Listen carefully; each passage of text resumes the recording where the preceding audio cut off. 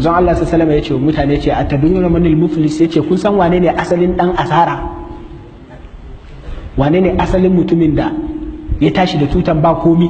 Suka ce ai shine wanda bai da kuɗi ya tashi baka da ko jiji, ya ce ai asirin ka ya tono. manzon Allah ya ce to bari ga muku wanda asirin sa ya tono, shine wanda zai zo ranar kiyama ga sallah ga azumi ga kuma aikin alheri.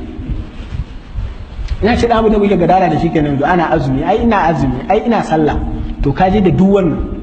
Yace amma sai aka samu kuma akwai matsala, ya zagi wancan, ya bugi wancan, ya zubda jinin wancan, ya ɗauki kuɗin wane ko ya ci kuɗin wane. Yace yana zuwa ranar kiyama sai waɗannan mutanen duka sai su yi layi su ce wallahi su sai an biya su ranar kiyama, ba yafiya. Sai su ce sai an biya su kuɗinsu, sai an biya shi jininsa, sai an biya shi mutuncinsa, sai an biya shi jininsa.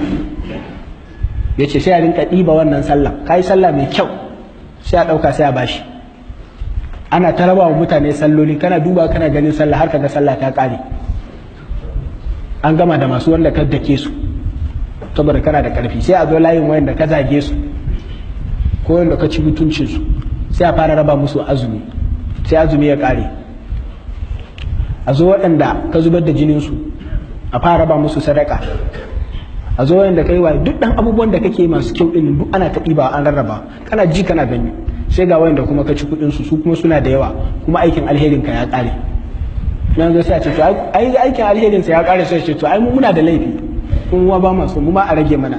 Sai a yi cinikin kuɗin sai a ga ya kai kamar laifi nawa, sai a ɗauka sai a rinka tara masa, a yi ta tara masa, ana ta ɗibowa ana tara masa.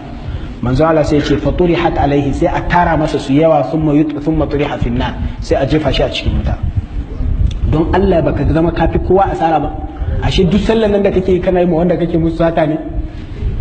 Kana gani ka musu wayo? Ashe duk sallan nan da kake yi da azumin nan da kake yi da aikin hajjin nan da kai wane ne? Ashe duk na kuɗin da ka ci ne a garin ku, duk na mutanen da ka saci kuɗin su ne, duk nasu ne.